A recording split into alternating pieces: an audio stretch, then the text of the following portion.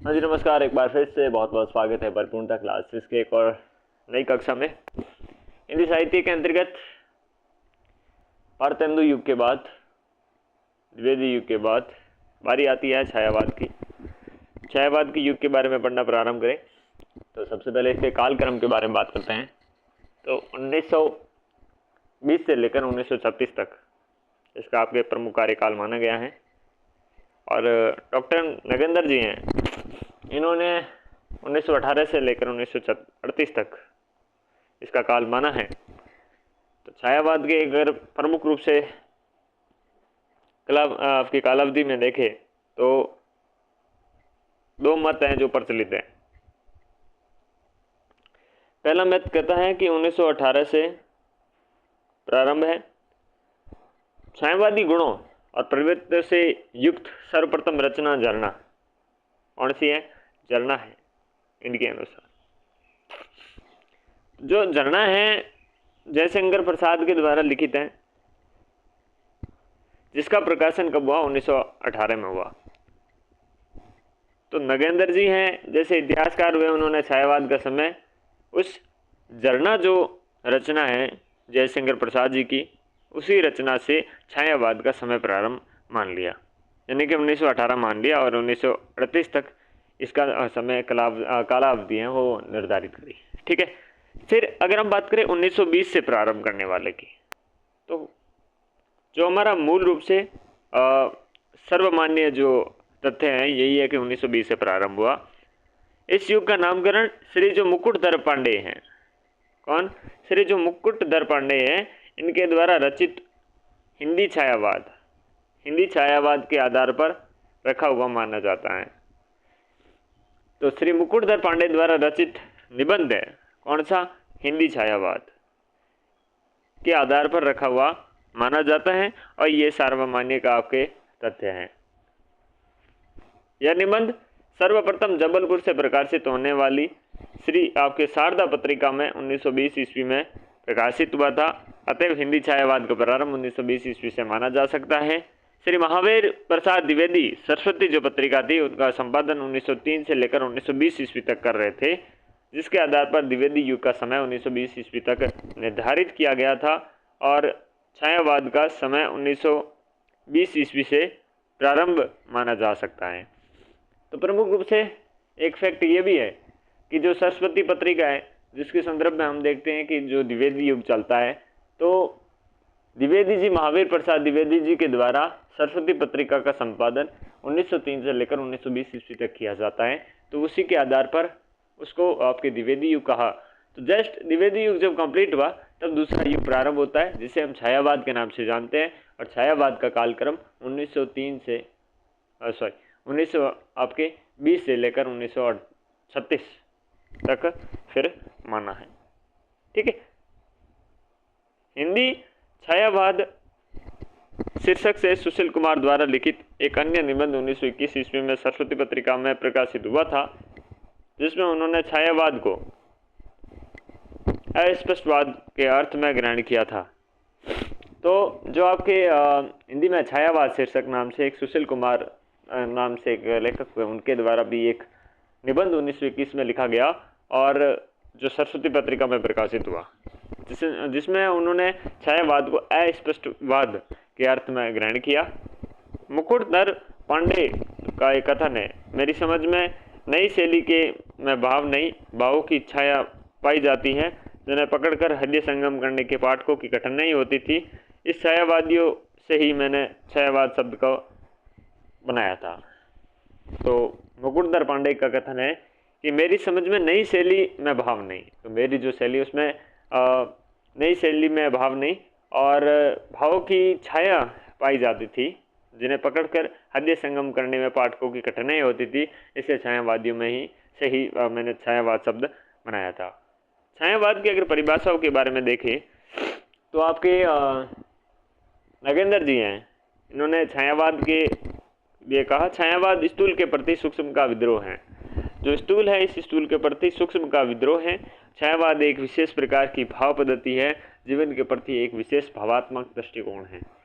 तो छायावाद क्या है? एक विशेष प्रकार की भाव पद्धति है, ऐसी भाव पद्धति जो जीवन के प्रति एक विशेष भावात्मक दृष्टिकोण है।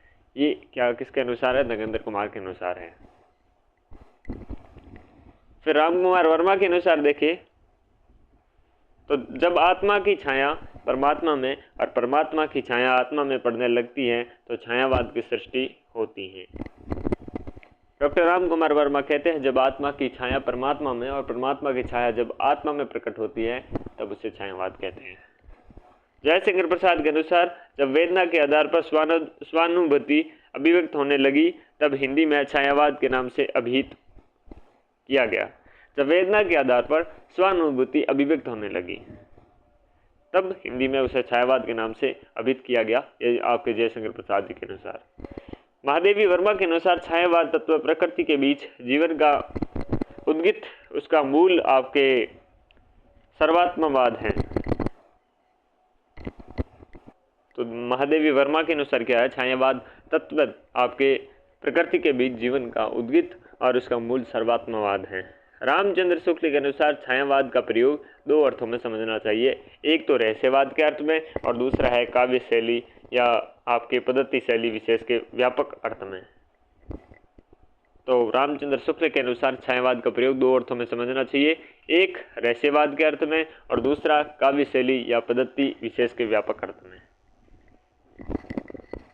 श्री गंगा प्रसाद पांडे के अनुसार इन्होंने भावलोक के प्रगति के लिए 3 चरण माने, वस्तुवाद, छायावाद और रहस्यवाद। अतः इन्होंने इनके शब्दों में आपके छायावाद, वस्तुवाद व रहस्यवाद के बीच की कड़ी बताया। तो छायावाद क्या है? वस्तुवाद और आपके रहस्यवाद के बीच की कड़ी है गंगा प्रसाद पांडे के अनुसार।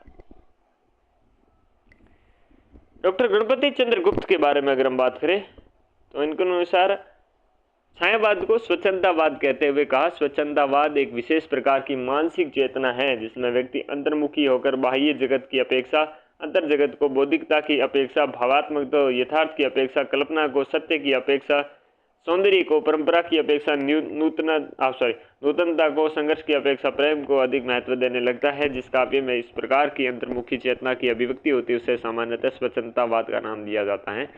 आपके कुल मिला के बात यह है कि जो गणपति चंद्र गुप्त हैं उन्होंने इसे आपके स्वच्छंदतावाद का, और स्वच्छंदतावाद क्या होता है ये हमने देखा है जस्ट अभी। तो आगे बढ़ते हैं। सारांश के तौर पर देखें कि यह कहा जा सकता है कि जब किसी भावों की छाया कहीं अन्यत्र जाकर पड़ती है तो उसे छायावादी कविता कहेंगे। तो क्या कुल मिलाकर भावों की जो छाया है, इस भावों की जो छाया कहीं अन्यत्र जाकर पड़ती है उसे छायावादी कविता कहते हैं। जैसे कहो कौन तुम दमयंती सी इस तरु के नीचे सोई, आहा तुम भी त्याग गया क्या अली नल सा निष्ठुर कोई। सुमित्र पंत की इन वक्तों में कहा गया है छोहे के बारे में, परंतु इसका अर्थ निकल रहा है नारी स्वतंत्रता के बारे में। अतएव यह छायावादी कविता मानी जा सकती है। छायावाद के विविध अर्थ देखें। विभिन्न विद्वानों के द्वारा छायावाद के विविध आपके अर्थ ग्रहण किए गए हैं जो देख सकते हैं इस प्रकार से हैं। मुकुटधर पांडे के अनुसार रहस्यवाद है। मुकुटधर पांडे रहस्यवाद है और महावीर प्रसाद द्विवेदी के अनुसार अन्योक्ति पद्धति है। विद्वान है छायावाद का अर्थ बताते हैं, मुकुटधर पांडे बताते हैं रहस्यवाद, महावीर प्रसाद द्विवेदी अन्योक्ति पद्धति बताते हैं।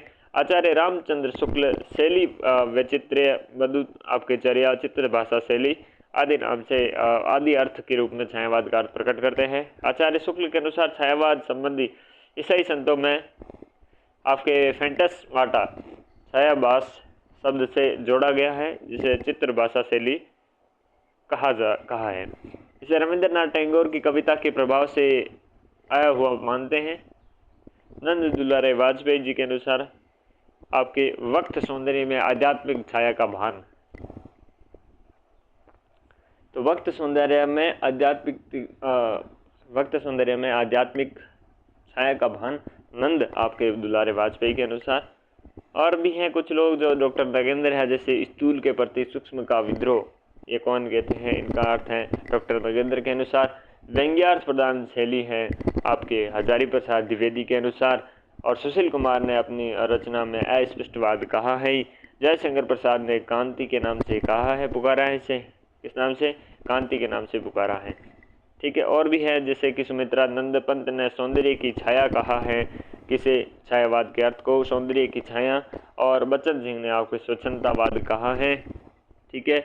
और बच्चन सिंह ने छायावाद को तत्कालीन काव्य की संपूर्ण विशेषताओं को व्यंजना में आपके असमर्थ समझकर उसके स्थान पर स्वच्छंदतावाद शब्द का प्रयोग किया है, ठीक है। शांतिप्रिय द्विवेदी ने प्रकृति में इस समान आत्मा का दर्शन करने की प्रवृत्ति, गंगा प्रसाद पांडे ने वस्तुवाद और रहस्यवाद के बीच की कड़ी कहकर इसका छायावाद का अर्थ प्रकट किया, ठीक है। तो गंगा प्रसाद पांडे ने वस्तुवाद और रहस्यवाद के बीच की कड़ी, शांतिप्रिय द्विवेदी ने प्रकृति में ही समान आत्मा का दर्शन करने की प्रवृत्ति बताई। और स्वच्छंदतावाद बच्चन सिंह ने कहा है, और सुमित्रा पंत ने सौंदर्य की छाया कह के नाम से पुकारा है। अर्थ में जयशंकर प्रसाद कांति, सुशील कुमार राय स्पष्टतावाद, हजारी प्रसाद द्विवेदी व्यंग्यार्थ प्रधान शैली, नगेंद्र जी ने स्थूल के प्रति सूक्ष्म का विद्रोह, नंद दुलारे वाजपेयी ने व्यक्त सौंदर्य में आध्यात्मिक छाया का भान, आचार्य रामचंद्र शुक्ल ने शैली वैचित्र्य मधु आपके चर्या चित्रभाषा शैली, ईसाई संतों के फेंटेस माटा यानी कि छायावाद शब्द से जोड़ा है, जिसका अर्थ होता है चित्रभाषा शैली। महावीर प्रसाद द्विवेदी के अनुसार अन्योक्ति पद्धति, और मुकुटधर पांडे के अनुसार रहस्यवाद इसका अर्थ रहेगा। अब हम छायावाद की प्रमुख विशेषताओं के बारे में बात करते हैं, तो देखिएगा, छायावाद व रहस्यवाद एक ही हैं, अर्थात उनमें कोई तात्विक भेद नहीं है। सबसे पहली विशेषता ये है कि छायावाद और रहस्यवाद है दोनों एक ही आइटम है, ओके। छायावाद में अभिव्यक्ति की सूक्ष्मता और रहस्यवाद में अज्ञात के प्रति जिज्ञासा। तो छायावाद में अभिव्यक्ति की सूक्ष्मता देखने को मिलती है और रहस्यवाद में अज्ञात के प्रति जिज्ञासा देखने को मिलती है।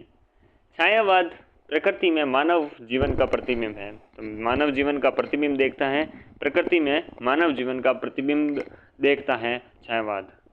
छायावाद शैली विशेष है, छायावाद दार्शनिक अनुभूति है। छायावाद क्या है? अब आपकी भावनाओं के बारे में बात करता है, तो ऑब्वियसली बात है कि दार्शनिक जो है, दार्शनिक आपकी अनुभूति है। छायावाद एक भावात्मक दृष्टिकोण है। छायावाद क्या है? एक भावात्मक दृष्टिकोण है। दार्शनिक है तो भावात्मक होगा। छायावाद में प्रेम का चित्रण भी होता है, तो छायावाद है इसमें प्रेम का चित्रण भी आपके होता है। छायावाद प्रकृति में आध्यात्मिक सौंदर्य का दर्शन करता है, तो प्रकृति उसमें प्रकृति में आध्यात्मिक सौंदर्य का दर्शन करता है। गीति तत्व की प्रमुखता देखने को मिलती है। जब भावनाएं हैं वहाँ गीति तत्व देखने को मिलेंगे ही। स्थूल के प्रति सूक्ष्म का विद्रोह, जो हमने अभी अर्थ में भी देखा था, तो ये भी इसका विशेष है कि आपके स्थूल में सूक्ष्म का विद्रोह देखने को मिलता है। छायावाद में द्विवेदी युगीन नैतिकता और स्थूलता के जो प्रतिक्रिया दिखाई देती हैं, छायावाद में द्विवेदी युगीन जो नैतिकता है और स्थूलता की प्रतिक्रिया दिखाई देती है। इसमें विदेशी दास्ता के प्रति विद्रोह का स्वर सुनाई देता है। जो विदेशी दास्ता है उसके प्रति विद्रोह का जो स्वर है वो इसमें दिखाई देता है। और विषय, भाव, भाषा, छंद आदि क्षेत्रों में मूल्य की प्रतिष्ठा का प्रयास दिखाई देता है। मूल्य की प्रतिष्ठा का प्रयास दिखाई देता है और विदेशी दास्ताओं के प्रति विद्रोह का स्वर दिखाई देता है, क्योंकि उस समय जो विदेशी दास्ता थी उस पर विद्रोह चरम पर था। इस काव्य में मूल्यों की अभिव्यक्ति व्यापक मानवीय स्तर पर हुई। तो मूल्यों की जो अभिव्यक्ति है व्यापक मानवीय स्तर पर हुई। और तो आगे देखिए, वस्तुतः छायावाद पूर्ववर्ती युग के विरोध स्वरूप प्रतिक्रियाजन्य हिंदी कविता के एक विशिष्ट युग में आपके प्रस्फुटित एक विशेष दार्शनिक अनुभूति और एक विशेष शैली है, जिसमें लौकिक प्रेम के माध्यम से अलौकिक और अलौकिक प्रेम के माध्यम से लौकिक अनुभूति का चित्रण होता है। इसमें प्रकृति का मानव रूप प्रस्तुत करते हुए गीति तत्व प्रमुखता का भी ध्यान रखा जाता है। तो छायावाद पूर्ववर्ती युग के विरोध स्वरूप प्रतिक्रियाजन्य हिंदी कविता में एक विशिष्ट युग में प्रस्फुटित एक विशेष दार्शनिक अनुभूति एक विशेष शैली है ये, जिसमें लौकिक प्रेम के माध्यम से अलौकिक और अलौकिक प्रेम के माध्यम से लौकिक अनुभूति का चित्रण हुआ है। और इसमें प्रकृति का मानव रूप प्रस्तुत करते हुए गीति तत्व की आपके प्रमुखता का भी ध्यान रखा गया है। छायावाद काव्य की प्रमुख प्रवृत्तियां देखें तो प्रवृत्तियों की विशेषता देखने के बाद प्रवृत्तियों पर चलते हैं। तो प्रवृत्ति में भावगत और विषयगत प्रवृत्तियां, भावगत और विषयगत जो प्रवृत्तियां हैं वो देखते हैं। आत्मा अभिव्यक्ति की प्रधानता देखने को मिलती है, मानवीय सौंदर्य बोध देखने को मिलता है, रहस्य भावना, रहस्यात्मकता, और इसमें आपको पता है ये साथ में चलती है। तो रहस्य की भावना और मानवीय सौंदर्य बोध, श्रृंगार भावना और प्रेम भावना, कमनीय आपके कल्पना देखने को मिलती हैं। प्रकृति के रम्य रूपों की रचना, प्रकृति से जो साहचर्य हैं वो देखने को इसमें मिलता है। दार्शनिकता बात कर चुके हैं, कला पक्ष की प्रधानता देखने को मिलती है, वेदना की विवृत्ति देखने को मिलती है, राष्ट्रीयता की भव्य भावना इसमें देखने को मिलती है, क्योंकि राष्ट्रीयता की उस समय आवश्यकता थी, राष्ट्रीयता की भावना प्रबल होनी आवश्यकता थी, क्योंकि उस समय हमारा देश अंग्रेजों की सत्ता, विदेशी सत्ता से लड़ रहा था। तो इसमें राष्ट्रीयता की आपकी भावना, भव्य भावना तो थी ही, साथ में मानवतावाद की स्थापना भी थी, नारी का भव्य स्वरूप देखने को मिला, और भावित आपकी भावातिरेक व निराश्य भी देखने को मिला है। व्यक्तिगता और स्वच्छंदता की मनोवृत्ति देखने को मिली है। तो व्यक्तिगता और स्वच्छंदता की मनोवृत्ति देखने को मिली है कि इसमें अपने छायावाद की प्रमुख प्रवृत्ति में है। अब हम देखेंगे भावगत के बाद में विचारगत प्रवृत्तियों के अंतर्गत तो सांस्कृतिक व सामाजिक चेतना, मानववाद आपके देखने को मिलता है, यानी कि जो सांस्कृतिक व सामाजिक चेतना है वो देखने को मिलती है। समन्वय का संदेश देखने को मिलता है, समन्वय के संदेश, पीड़ित विश्व की सेवा का संदेश देखने को मिलता है। जो विश्व पीड़ित है उसका सेवा का संदेश आपके विचारगत शैली में अब जो है विशेषता छायावाद की है। अब अगर हम बात करें शिल्पगत प्रवृत्तियों के बारे में, तो शिल्पगत प्रवृत्तियों के अंतर्गत देखें आत्म अभिव्यक्ति अर्थात उत्तम पुरुष, यानी कि मैं, अगर खुद को अगर प्रकट आत्मा को अभिव्यक्त करना हो तो किस शैली का? उत्तम पुरुष। उत्तम पुरुष में क्या होता है? मैं, हम, ठीक है। तो मैं से प्रकट करेंगे तो उत्तम पुरुष शैली में प्रकट किया गया है। और ललित कोमलकांत पदावली का प्रयोग किया गया है। मुक्त छंद शैली, कौन सी? मुक्त छंद शैली देखने को मिलती है, मुक्त छंद शैली। तो मुक्त छंद शैली देखने को मिलती है। मुक्त अलंकारों का प्रयोग हुआ है। कैसे प्रयोग अलंकारों का? मुक्त अलंकारों का और प्रतीकों का भरपूर प्रयोग किया गया है। तो ये शिल्पगत विशेषता है उत्तम पुरुष, ललित कोमलकांत पदावली, मुक्त छंद शैली, मुक्त अलंकार और प्रतीकों का भरपूर प्रयोग इस आपके छायावाद की आपके शैलीगत विशेषता में देखी गई है। आगे बढ़ते हुए अगर हम डॉक्टर कृष्ण देव झारी के अनुसार छायावाद के 4 आधार स्तंभ देखें, तो अब बात करते हैं हमारे छायावाद के 4 स्तंभ, जो ब्रह्मा, विष्णु और महेश यानी कि रुद्र और शक्ति यानी कि दुर्गा के प्रतीक के रूप में समझे और जाने गए हैं। उनके बारे में अगर बात करें तो हमारे ब्रह्मा यानी कि जयशंकर प्रसाद जी, विष्णु यानी कि सुमित्रा पंत और सूर्यकांत त्रिपाठी निराला, महेश यानी कि रुद्र और महादेव वर्मा शक्ति यानी कि दुर्गा, महेश यानी कि भगवान शिव से संबंधित, ठीक है। तो ब्रह्मा, विष्णु और महेश शक्ति के रूप में कृष्णदेव झारी के अनुसार ये 4 स्तंभ हैं। और ये स्तंभ कौन कौन से क्या कहलाए यह भी हमें याद होना जरूरी है। तो जयशंकर प्रसाद, सुमित्रा पंत, सूर्यकांत त्रिपाठी निराला और महादेवी वर्मा, ठीक है। आचार्य नंद दुलारे वाजपेयी के अनुसार छायावाद की आपके भ्रातृ 3 बड़े कवि जयशंकर प्रसाद, नंद दुलारे वाजपेयी के अनुसार छायावाद की भ्रातृ 3 बड़े कवि हैं, जयशंकर प्रसाद, सुमित्रानंद पंत और सूर्यकांत त्रिपाठी निराला, यानी कि इन्होंने अपने महादेवी वर्मा को शामिल नहीं किया है। जयशंकर प्रसाद मानवीय भूमि की प्रधानता, सुमित्रा पंत में कल्पना की प्रधानता और त्रिपाठी जी की आपके बुद्धि तत्व की प्रधानता देखने को मिलती है। तो मानवीय भूमि जयशंकर प्रसाद, कल्पना सुमित्रा पंत और बुद्धि तत्व सूर्यकांत त्रिपाठी निराला। आचार्य नंद दुलारे वाजपेयी ने 1931 में प्रसाद, पंत, निराला पर अलग अलग निबंध लिखकर उन्होंने छायावाद की बृहत्तरीय की घोषणा की थी।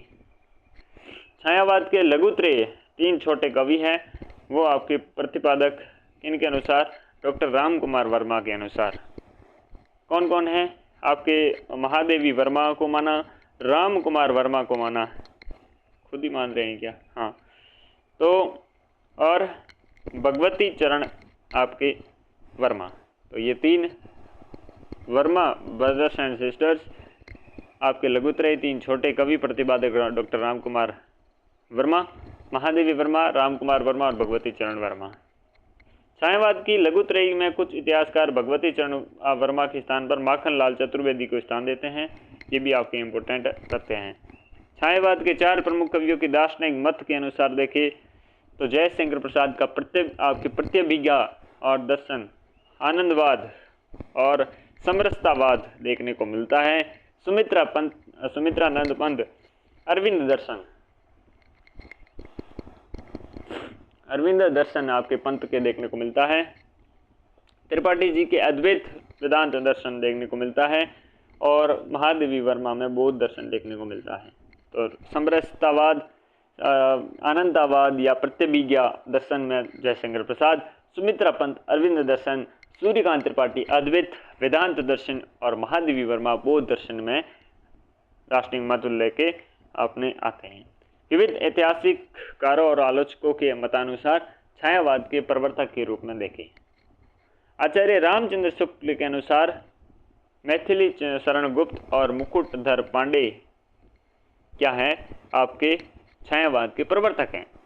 आचार्य शुक्ल के अनुसार है प्रभाकर माचवे, विनय मोहन शर्मा के अनुसार माखनलाल चतुर्वेदी हैं और नंद दुलारे वाजपेयी के अनुसार सुमित्रानंद पंत हैं और इलाचंद्र जोशी व गणपति चंद्र गुप्त के अनुसार जयशंकर प्रसाद हैं। सर्वाधिक और सर्वमान्य और वास्तविक अगर प्रवर्तक के बारे में बात करें तो हम बात करेंगे जयशंकर प्रसाद की। कौन है? जयशंकर प्रसाद हैं। तो सर्वाधिक और सर्वमान्य वास्तविक प्रवर्तक जयशंकर प्रसाद को माना गया है।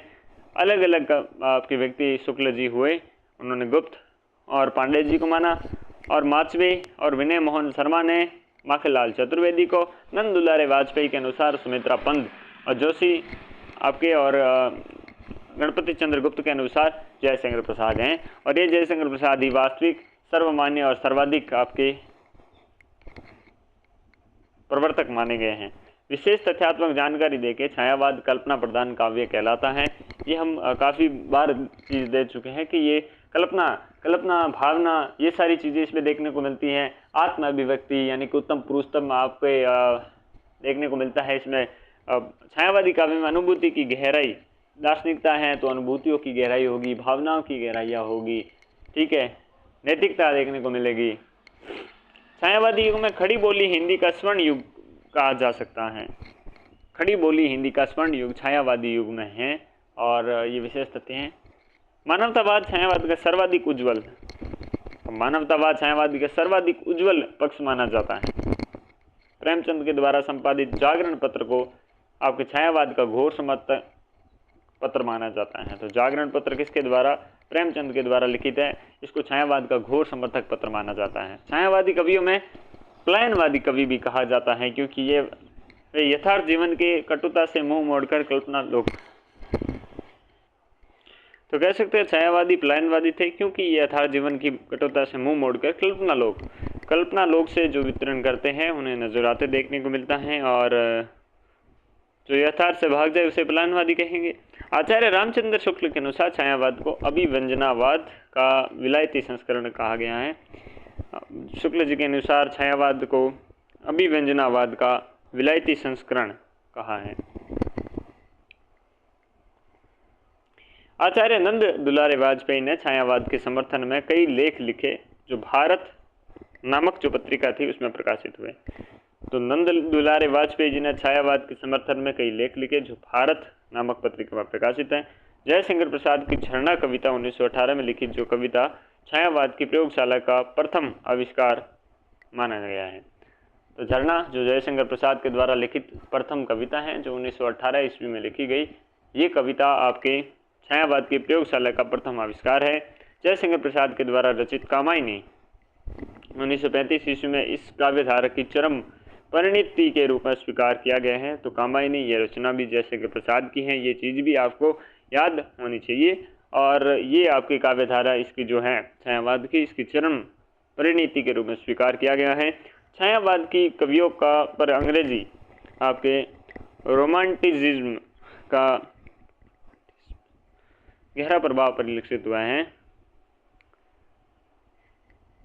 रोमांटिज्म आप या स्वच्छंदतावाद का प्रवर्तन अंग्रेजी में वर्ड्सवर्थ और कोलिरीज के काव्य संग्रह लिरिकल बेल्डेस के प्रकाशन वर्ष 1798 ईस्वी से माना जाता है।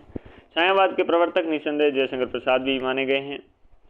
छायावाद युग के प्रमुख कवियों के बारे में अगर हम बात करें तो इस युग के प्रवर्तक सर्वमान्य है जो, उनके बारे में श्री हम आपके जयशंकर प्रसाद जी के बारे में अगर हम बात करें तो इनका जन्म आपके 1889 में हुआ, ठीक है, 1889 काशी में हुआ। सुगनी साहू नामक प्रसिद्ध एक संपन्न घराने में हुआ। 48 वर्ष की अल्पायु में 1937 में ये आपके स्वर्ग सिधार गए थे।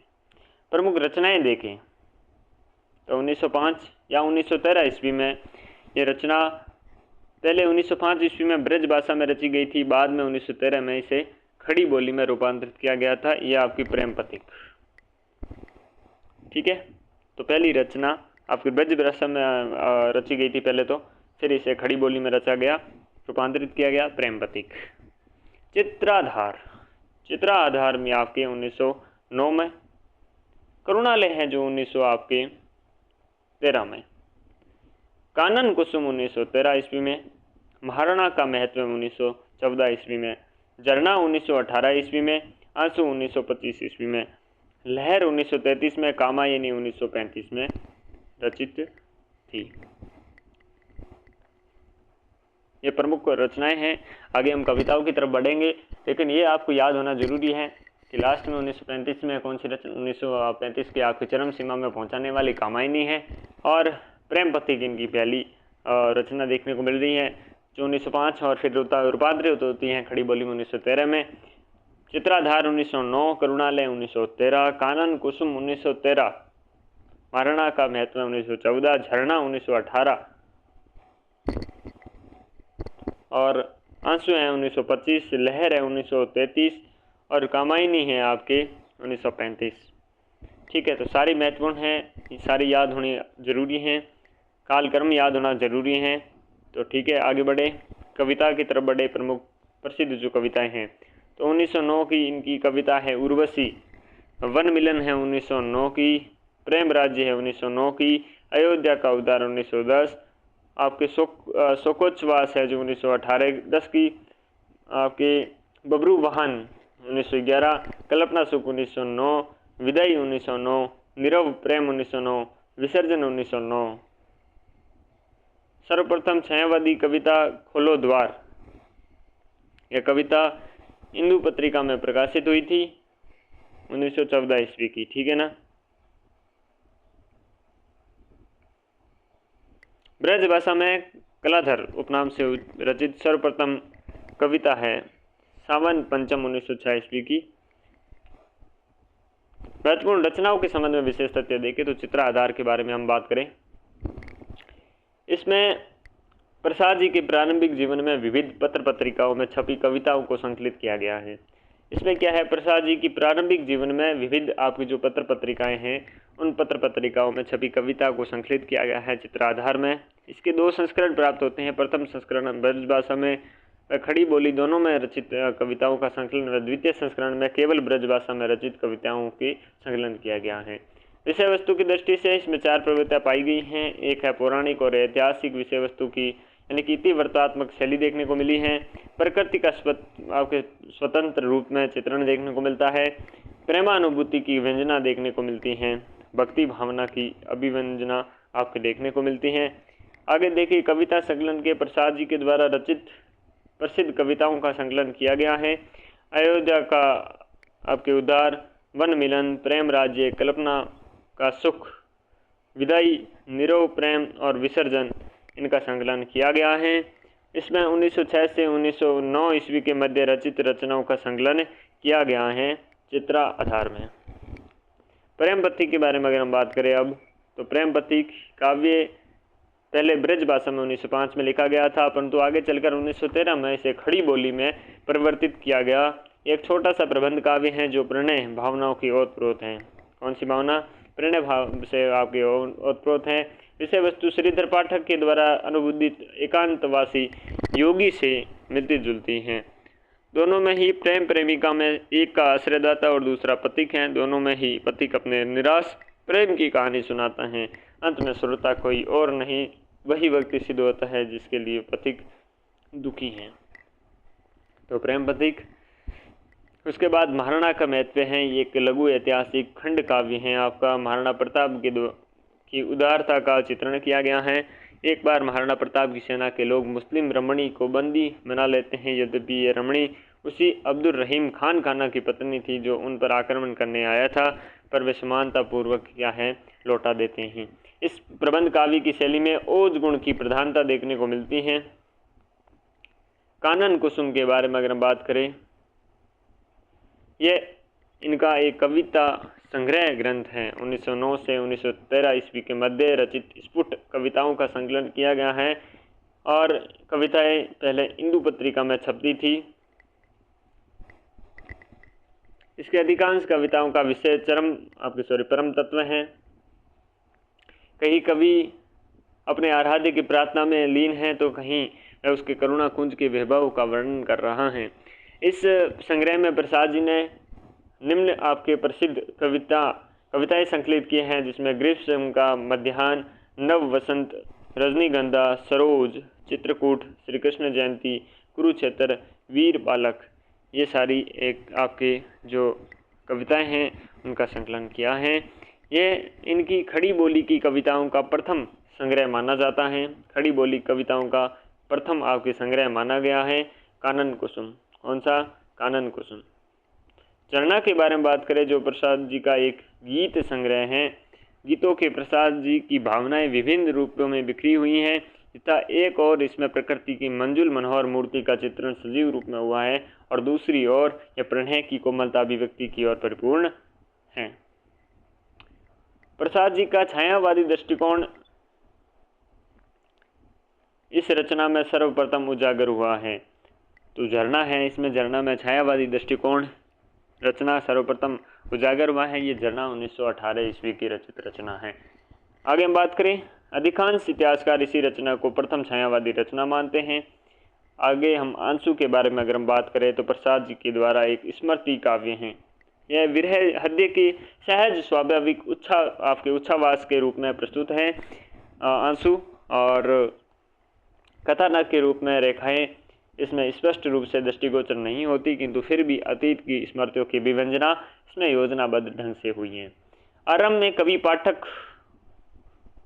को आपकी संबोधित करके अवकाश भला है किनको सुनने की करुण कथाएं अपनी करुण गाथा सुनाने की उपयुक्त पृष्ठभूमि तैयार करता है। आरंभ में क्या है, कवि पाठक को संबोधित करके अवकाश भला है किनको सुनने की करुण कथाएं अपनी करुण गाथा सुनने के लिए उपयुक्त पृष्ठभूमि तैयार करता है। आंसू का प्रथम संस्करण 1925 ईस्वी में प्रकाशित होता है और द्वितीय संस्करण 1933 में प्रकाशित होता है। द्वितीय संस्करण में आपके 64 छंद अधिक हैं। हिंदी का मेघदूत काव्य भी कहा जाता है। कौन सा? आंसू। हिंदी का मेघदूत आपके काव्य भी कहा जाता है।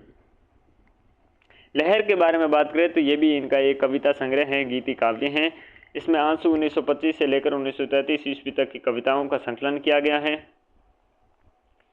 इस काव्य में प्रसाद जी की गीत कला का उत्कृष्ट रूप दिखाई देता है। इन गीतों में कहीं तो प्रकृति के सौंदर्य का वर्णन है और कहीं प्रणय की तीव्र अनुभूति का, कहीं करुणा की अभिव्यक्ति का है तो कहीं रहस्यवादी संकेत दिखाई देते हैं लहर में। पूर्ववर्ती रचनाओं की भांति इसमें भी प्रेम, प्रकृति, रहस्य, जीवन, दर्शन और ऐतिहासिक पौराणिक विषयों का निरूपण हुआ है। कामायनी के बारे में बात करें, ये प्रसाद जी की अंतिम व सर्वश्रेष्ठ रचना मानी गई है जो 1935 ईस्वी में लिखी गई।